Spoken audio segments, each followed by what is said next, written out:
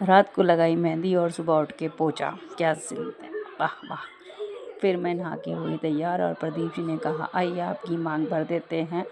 उन्होंने मेरी मांग भरी और मैंने अपना लुक चेंज किया। आज करवा चौथ का मेरा ये लुक है। मैंने करवा चौथ के लिए हुई तैयार और हमने सुनी कहानी सुनते हुए माता रानी को याद किया और उनसे ढेरों आशीर्वाद लिया। माँ करवा माई सब पे अपनी कृपा रखे और अपना आशीर्वाद बनाए रखे। सूर्य भगवान को जल अर्पण करने के बाद उनसे हमने आशीर्वाद लिया। सूर्य भगवान की कृपा हम सब पे बनी रहे। फिर मैंने अपने पापा जी के चरण छुए और उनसे ढेरों आशीर्वाद लिया। मेरे पापा जी बहुत अच्छे हैं।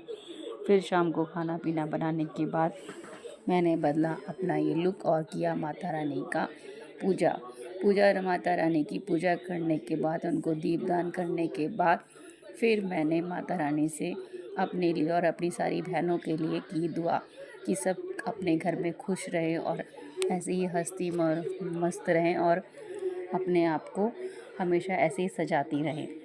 और फिर जल्दी में ये दिया माँ तुलसी को देने और उनसे अपना आशीर्वाद लेने। और फिर निकला चाँद निकलने से पहले तो हो गई थी हालत बहुत ख़राब, जिससे हो गई थी मैं बहुत ज़्यादा परेशान। कभी कुछ हो रहा था कि कोई मुझे ये पानी पिला दे। मेरी थोड़ी तबीयत ठीक नहीं थी, इस वजह से अब की बार मुझे लग रही थी बहुत ज़्यादा प्यास। फिर मैंने चाँद को जल चढ़ाया और उसकी आरती की। फिर मैंने प्रदीप जी को भी आरती की और उनसे कहा कि मुझे एक घूंट पानी पिलाइए। फिर उन्होंने मुझे जल पिलाया और मेरा व्रत किया पूरा। सभी माताएं बहनें अपना इस व्रत को हमेशा यादगार बनाएं और अपना आशीर्वाद सब पे बनाए रखें। और फिर थोड़ी सी रील में मस्ती की और कहा, चंद्रदेव देखिए हमने आपका इंतज़ार किया रहते रात तक और व्रत को किया संपूर्ण। फिर मैंने खाया खाना और फिर आज के खाने में थी मूली की भुजी, आलू पनीर, पूरी रोटी। क्योंकि पापा जी पनीर नहीं खाते तो पापा जी के लिए बनाई थी मैंने मूली भुजी। उनकी पसंद का और अपनी पसंद का दोनों का रखा था ध्यान।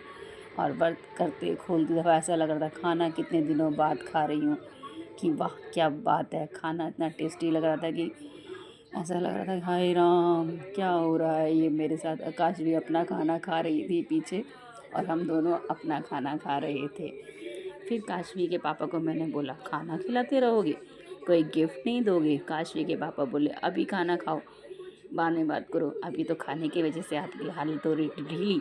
एक रुक जाओ। जैसे ही मैं रील देख रही थी तो वो आए और उन्होंने मुझे दिया गिफ्ट। थैंक यू, हैप्पी करवा चौथ।